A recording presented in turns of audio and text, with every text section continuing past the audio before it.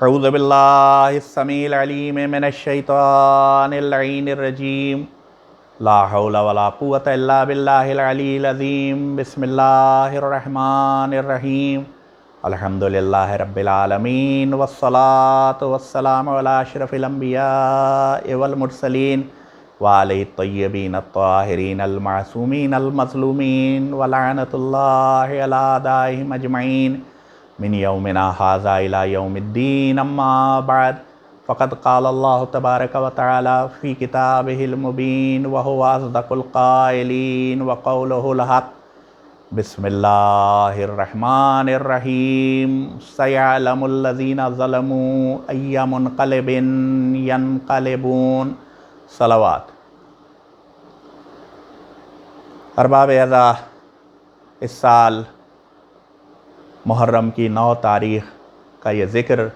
जो मख़सूस है इमाम हुसैन अलैहिस्सलाम की शहादत से, उस कारनामे से कि जो फ़िदिये मानिए ज़िब्हे अज़ीम है, उस कारनामे से जो इंसान की आज़ादी का सरचश्मा है, उस कारनामे से जो हुर्रियत का ऐलान है, उस कारनामे से, उस कुर्बानी से कि जिसने बातिल को, जिसने ज़ालिम को, जिसने जुल्म करने वालों को, जिसने खुदाई के बातिल दावेदारों को, उन इंसानों को जो ताकत और हुकूमत के लिए, ताकत और हुकूमत की लालच में और पैसों और सीम और ज़र के बल के ऊपर अपने आप को खुदा समझे बैठे होते हैं और ये समझते हैं कि वो दुनिया में जिसके ऊपर भी चाहें, जो मज़लूम हैं उनके ऊपर जुल्म करेंगे और मज़लूमों को तो उनकी बात माननी ही पड़ेगी, खा सही कहें या गलत कहें, उनकी इबादत करनी होगी। वैसे इबादत करनी होगी कि जो इबादत करना सिर्फ़ अल्लाह ताला का की इबादत का हक़ है, सिर्फ़ उसका हक़ है कि जिसने कायनात को खल्क़ किया, तो उस तरह से बेचून व चरा इबादत करनी पड़ेगी। वो ये समझते हैं कि उनके असलहों का ज़ोर, उनके सीमो ज़र के ढेर इंसान को हमेशा उनकी बात मानने पर मजबूर कर देंगे। तो ऐसे लोगों को हमेशा तारीख़ में जवाब मिलता रहा है, ऐसा जवाब कि जिसमें मज़लूमों से कोई उठा, कोई जरी उठा, कोई शुजा उठा, कुछ लोग उठे और उन्होंने उसकी इसके सामने सर झुका देने का, उसकी बात को इस तरह मान लेने का इनकार कर दिया और उस इनकार से वो ज़ालिम हमेशा शिकस्त खुर्दा हुआ और मबहूत हुआ। लेकिन इन सब वाक़यों में अगर सबसे ज़्यादा याद किए जाने वाला कोई वाक़या है, अगर कोई ऐसा वाक़या है कि जिसकी जो गूंज, जिसका जो इको, जिसकी जो आवाज़ आज तक दुनिया में 1400 साल बाद भी गूंजती आ रही है और जिसकी दूसरी नज़ीर इस सिलसिले में नहीं मिलती, वो सिर्फ़ वाक़ए करबला है। वो वाक़ए करबला जो इमाम हुसैन अलैहिस्सलाम ने यज़ीद के सवाले बैत के जवाब में ला कह के, ना कह के, इनकार करके, उसको रिफ्यूज़ करके उन्होंने जो कुर्बानी पेश की, तमाम इम्तिहानात के सख्त से सख्त इम्तिहानात के बावजूद जो कुर्बानी पेश की, वो कुर्बानी वो मिसाली कुर्बानी है कि जो हुर्रियत इंसानी, जो इंसानी आज़ादी, independence of thought, independence of view, independence of opinion, इंसानी बराबरी के तमाम बनी आदम बराबर हैं, ऊंचा और नीचा कोई नहीं है, उसकी उस जद्दोजहद की, उस जिदाल की जो एक सबसे बड़ी फातिहाना आवाज़ है, वो उस कुर्बानी से पैदा होती है और उस कुर्बानी से उठती है। कैसी कुर्बानी? चलिए पहले, इससे पहले कि मैं इस कुर्बानी का ज़िक्र करूं, उस आयत कुरानी का तर्जुमा तो आपके सामने पेश कर दूं जिसे मैंने सरनामे कलाम बनाया था कि इरशाद रब्बुल इज़्ज़त है कि सयअलमुल लज़ीना ज़लमू अय्या मुनक़लिबिन यनक़लिबून। बहुत जल्दी जुल्म करने वाले ये जान लेंगे कि हम कैसे पलटाने की जगह पर उन्हें पलटा देंगे, किस तरह की जगह पर उन्हें पलटा देंगे और कैसी जगह पर पलटाया जाएगा, उनका क्या हश्र होगा। ये हश्र حسین نے سن 61 ہجری میں کربلا میں یزید کے سوال بیعت کا لا کہہ کے جواب دے کے اور تاریخ کے اوپر ثبت کر دیا۔ جب حسین کو یزید کے نمائندہ فوجی گھیر کے میدان کربلا میں لائے، کوفے کے راستے سے لائے اور حسین کے چھوٹے سے لشکر کے اوپر پانی بند کیا، تو وہ یہ سمجھ رہے تھے کہ اسلحوں کی طاقت سے، وہ یہ سمجھ رہے تھے کہ اس طریقے سے کہ جو ہمیشہ سے شروع دور سے آج تک ظالموں کا طریقہ رہا ہے کہ جب کسی مظلوم کو دبانا چاہتے ہیں تو اس کا محاصرہ کرتے ہیں، اس کی گھیرہ بندی، اس کی ناکہ بندی کرتے ہیں اور ناکہ بندی کر کے اس تک آب و دانہ پہنچنے میں حائل ہوتے ہیں، اور یہ سمجھتے ہیں کہ پھر آخر کار وہ یا وہ نہیں تو اس کے ساتھ والے تو، اس کے گھر والے تو، اس کے قوم کے بچے تو، اس کے اپنے بچے تو بلا کے اسے مجبور کر دیں گے کہ وہ ان کے سامنے سر جھکا لے، ان کی بات مان لے۔ یزید کی یہ نمائندہ فوج جو امام حسین علیہ السلام کو گھیر میں کے کربلا میں لائی تھی، اس کا بھی مقصد کیا تھا؟ یہ کیا فتح چاہتی تھی؟ اس کی صرف اور صرف ایک فتح تھی، صرف اور صرف ایک مقصد تھا کہ حسین یزید کی بیعت کر لیں، اور یزید کی بیعت کر لیں۔ اس کے لیے اس نے امام حسین علیہ السلام کے اوپر ہر طرح کا دباؤ بنانے کے لیے فوجوں اور اسلحوں سے لیس فوجیوں کی بھیڑ لگائی۔ یہ دباؤ بنانے کے لیے اس نے فرات کے ساحل پر پہرے بٹھائے کہ امام حسین علیہ السلام تک پانی کی ایک بوند نہ پہنچ سکے، ان کے خیام تک ان کے بچے پیاسے رہیں۔ مگر جواب امام حسین علیہ السلام کا وقت گزرتا گیا، حسین صبر کا مظاہرہ کرتے گئے۔ حسین کربلا میں وارد ہونے سے لے کے اپنی شہادت کے آخری مرحلے تک صبر و شکر اور نصیحت، جس کے ارادے سے وہ نکلے تھے کہ امر بالمعروف کریں گے اور نہی عن المنکر کریں گے، وہ کرتے رہے۔ تو جو اپنے ارادے پر کامیاب ہوا وہ فاتح ہوا، جو اپنے ارادے میں سب کچھ کر کے ناکام ہوا وہ مفتوح ہوا۔ اسی لیے تو ہم کہتے ہیں کہ قتل حسین اصل میں مرگ یزید ہے۔ یزید یہ سمجھا تھا کہ حسین کو قتل کر دیں گے، لیکن ہوا یہ کہ حسین کے انکار نے جو باوجود تمام سختیوں کے اپنی جگہ پر قائم رہا، اس انکار نے یزید کے اس سوال بیعت کو ہمیشہ کے لیے قتل کر دیا۔ نہ صرف یزید کے سوال بیعت کو، بلکہ یزید جیسے کسی میں بھی پھر اس سوال بیعت کی وہ ہمت نہیں رہ گئی، اور یہ بات دنیا کے سامنے واضح ہو گئی کہ اسلحوں کی طاقت، یہ کہ گھیرہ بندی، یہ کہ افرادی قوت، یہ ساری چیزیں حق کے مریل کو توڑ نہیں سکتی ہیں۔ اور صرف یہی نہیں کہ حسین صابر و شاکر رہے، صرف یہی نہیں کہ حسین امر بالمعروف اور نہی عن المنکر کرتے رہے، حسین کے قافلے کا ہر پیر و جوان، ہر طفل، ہر چھوٹا بچہ جس کی زبان پیاس سے اینٹھی جا رہی تھی، وہ اسی بات پر ہمیشہ باقی رہا۔ کبھی پورے تاریخ کربلا میں کہیں ایک جگہ ایک واقعہ نہیں ملتا، ایک روایت نہیں ملتی کہ کبھی کسی بچے نے، کبھی کسی خاتون نے، کبھی کسی نے یہ کہہ دیا ہوتا کہ مولا بیعت کر لیجئے، یہ چھوٹی سی بات ہے، اب ہم سے یہ مشکل نہیں سہی جا رہی ہے۔ امام 2 محرم کو اپنے چھوٹے سے قافلے کے ساتھ وارد کربلا ہوئے۔ جب وارد کربلا ہوئے تو نہر علقمہ کے کنارے خیمے لگائے، لیکن جب خیمے لگائے تو اسی وقت یزید کے لشکر نے یہ بات کہی کہ خیمے یہاں آپ نہیں لگا سکتے، دریا کے کنارے نہیں لگا سکتے، آپ تو صحرا میں خیمے لگائیں۔ قریب تھا کہ حسین کے ساتھیوں میں اور یزید کی فوج میں تلواریں چلنے لگتیں، قریب تھا کہ جنگ شروع ہو گئی ہوتی، قریب تھا کہ ایک جھڑپ ہو جاتی، کہ عباس ذوالجلال کو جلال آ چکا تھا، مگر حسین نے بھائی کو یہ کہہ کے روک لیا کہ ہم جنگ پانی کے لیے نہیں کریں گے۔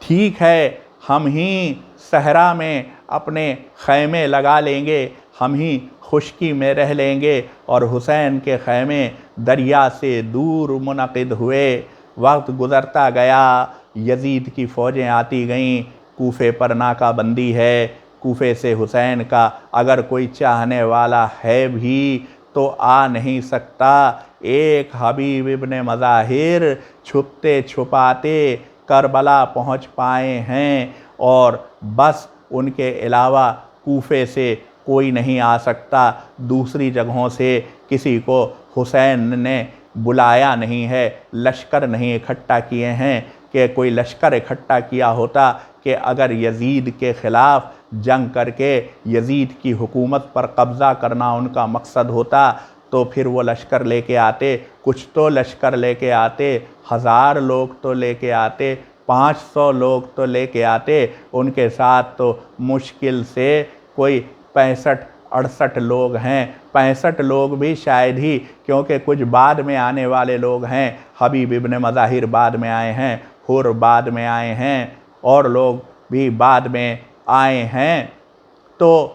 ان سب کو ملا کے روز عاشوراء کربلا میں جو لوگ شہید ہوئے ان کی تعداد 72 ہے، تو حسین تو شاید 60-65 لوگوں کے ساتھ ہی کربلا کی طرف جا رہے تھے، کربلا کی طرف نہیں بلکہ کوفے کی طرف جا رہے تھے، جہاں وہ کیا کرنا چاہتے تھے وہ انہوں نے اپنے وصیت نامے میں واضح کر دیا تھا۔ وہ امر بالمعروف کرنا چاہتے تھے، وہ نہی عن المنکر کرنا چاہتے تھے، وہ لوگوں کو اپنے جد رسول اللہ صلی اللہ علیہ وآلہ وسلم کی سیرت پر اور اپنے بابا علی مرتضیٰ کی سیرت کے اوپر لے کے چلنا چاہتے تھے، لیکن یہ ان کا ارادہ ہے۔ تو اگر وہ امر بالمعروف کرتے رہے آخر وقت تک، اگر وہ نہی عن المنکر کرتے رہے، اگر وہ لوگوں کو اپنے جد کی سیرت کی طرف اور اپنے بابا کی سیرت کی طرف بلاتے رہے اور کوئی طاقت انہیں یہ کرنے سے نہ روک سکی، تو فتح ان کی ہوئی ہے۔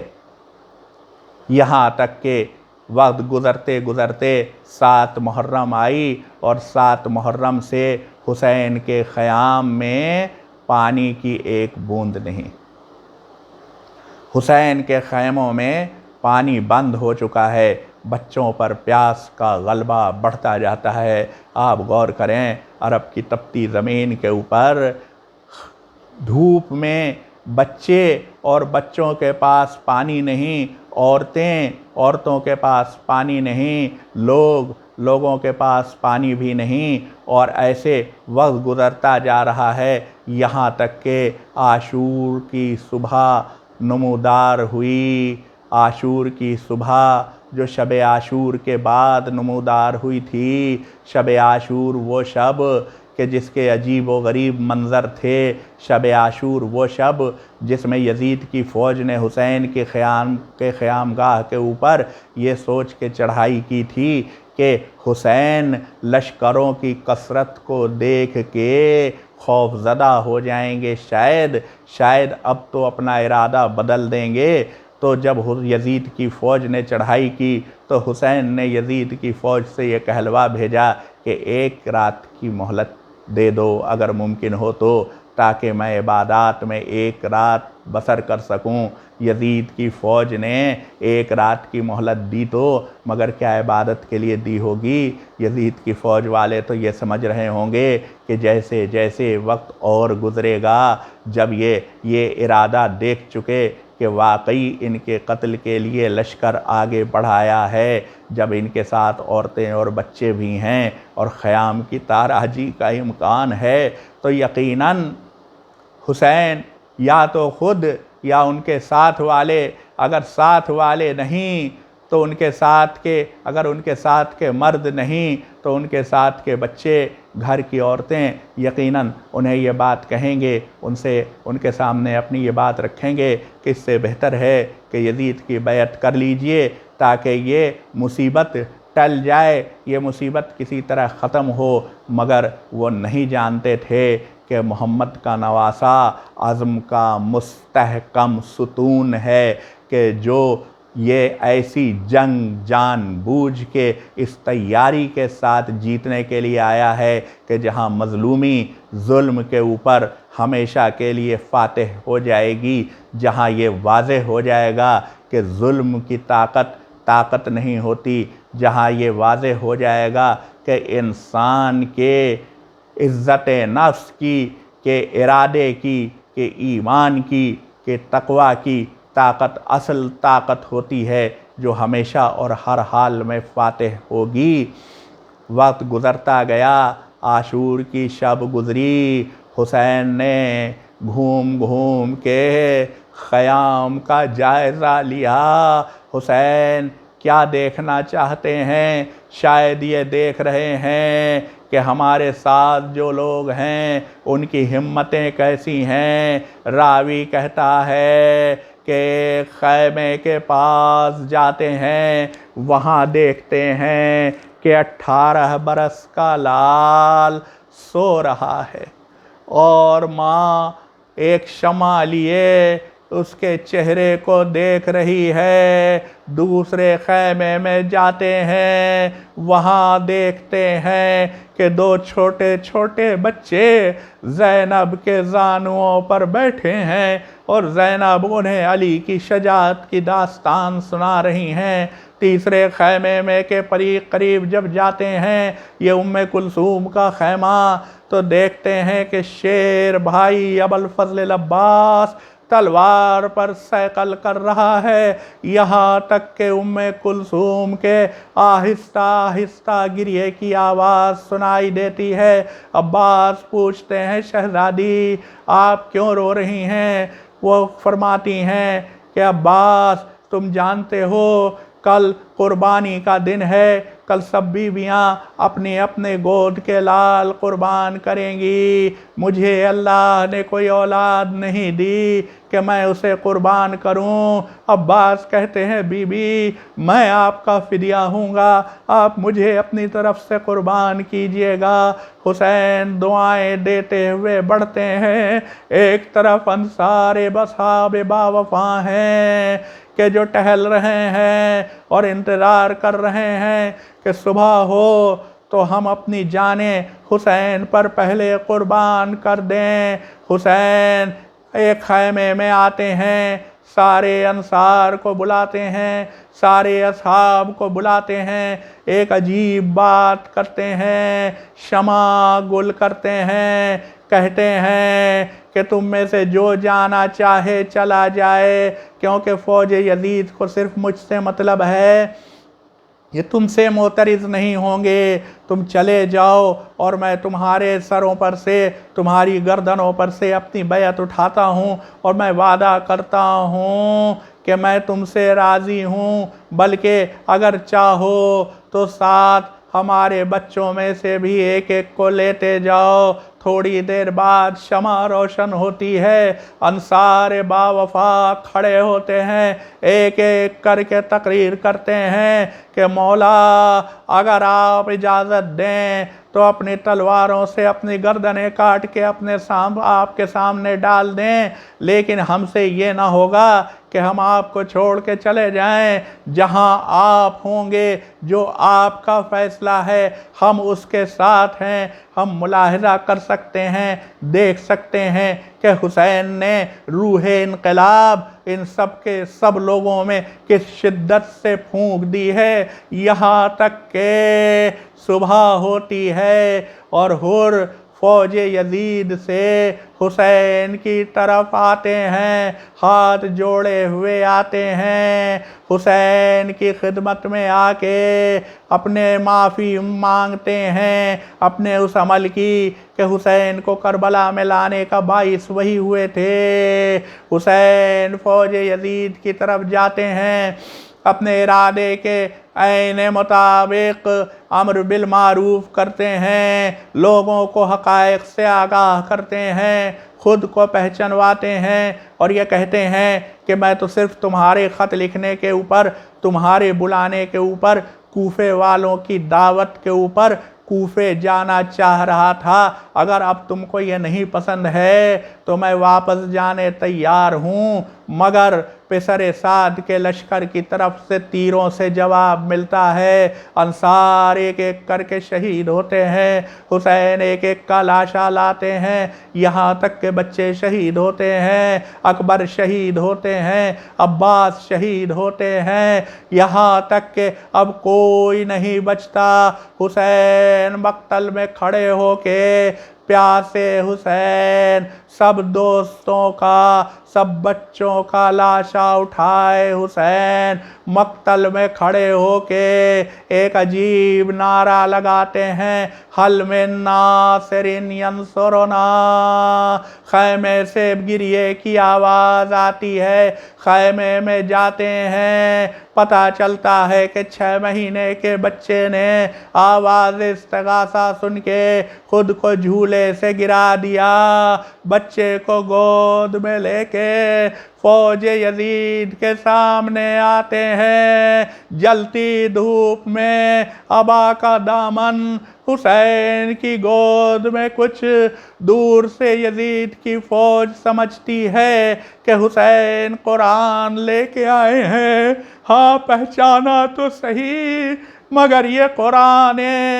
ناطق کا ایک سورہ ہے، یہ قرآن ناطق کا ایک سورہ ہے۔ حسین نے دامن الٹا، کہا کہ اولاد والو، یہ شیرخوار بچہ پیاس سے مرا جاتا ہے، تمہیں بیعت مجھ سے چاہیے، اس بچے سے تو نہیں چاہیے، اسے تو پانی پلا دو، اور اگر تم پانی یہ سمجھتے ہو میں پی لوں گا تو اسے زمین پر لٹا دیتا ہوں، تم آ کے خود سے پانی پلا لو۔ حسین نے اصغر کو زمین پر لٹایا، کوئی نہ آیا، حسین نے اصغر کو اٹھایا، روایتیں کہتی ہیں کہ کہا کہ اصغر تم خود اپنی پیاس کا یقین دلاؤ۔ کہتے ہیں کہ اصغر کی گردن گھومی، ننھی سی زبان ہونٹوں پر پھری، ادھر پسر سعد کی فوج میں اولاد والے منہ پھیر پھیر کے رونے لگے۔ پسر سعد کو ڈر ہوا کہ بغاوت نہ ہو، ہرملا سے کہتا ہے اقطع کلام الحسین، ایک تیر چلا، بچہ منقلب ہوا، حسین کا بازو چھدا، انا للہ و انا الیہ راجعون۔ حسین زمین پر بیٹھے، ذوالفقار سے وہ کام لیا جو آج تک ذوالفقار نے نہ کیا تھا، ننھی سے قبر کھودی، بچے کو گاڑا، اٹھ کے کھڑے ہوئے، خیمے کی طرف جاتے ہیں، لوٹ کے آتے ہیں، انا للہ و انا الیہ راجعون کہتے ہوئے، یہاں تک کہ خیمے کے در پر آئے۔ سکینہ، رقیہ، کلثوم، زینب، فضہ، آپ سب پر میرا سلام۔ فضہ دوڑی آئیں، شہزادے کیا باہر سے ہی چلے جائیے گا، خیمے میں تشریف لائیے۔ خیمے میں آئے، بیبیاں دو رویا کھڑی ہوئیں، حسین بیچ سے نکلے۔ کسی روایت میں نہیں کہ کسی نے کہا ہو بیعت کر لی ہوتی تو یہ نہ ہوتا، اس کے برخلاف بیبیاں حسین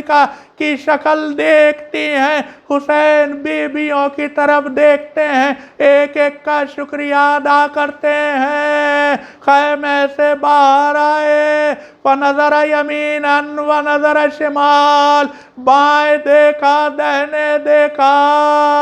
کوئی نہ تھا، ایک نقاب پوش آئی، حسین کی رکاب پکڑی، حسین گھوڑے پر سوار ہوئے، حسین سوار ہو کے چلے، مقتل کی طرف چلے، مگر حسین جب چلے تو ایک بار ان بی بی نے پکارا کہ بھیا واپس آ جائیے، ذرا گلو کھولیے، ذرا گلو بند کھولیے، گلے کے بوسے لیے۔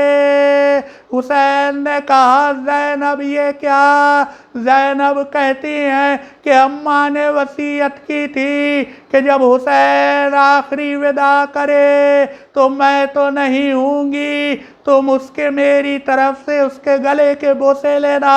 حسین نے بہن کے بازوؤں کے بوسے لیے،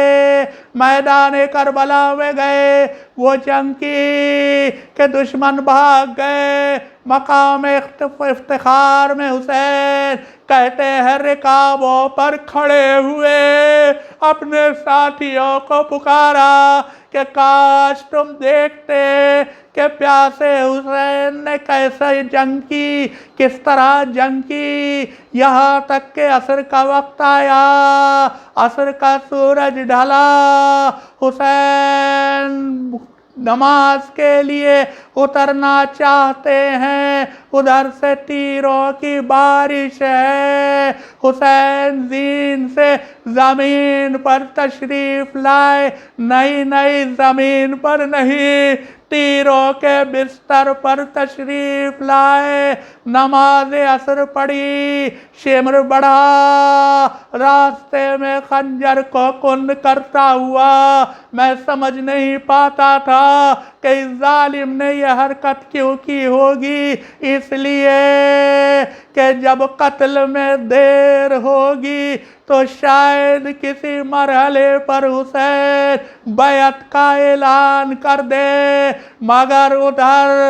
شمر اپنا ظلم کرتا رہا، حسین شکر کرتے رہے، کربلا میں سیاہ آندیاں چلی، حسین کا سر نیزے پر بلند ہوا، ذوالجناح کوتل خیمے کے دروازے پر آیا، انا للہ و انا الیہ راجعون، رضا بقضائہ و تسلیما لامرہ، سیعلم الذین ظلموا ای منقلب ینقلبون۔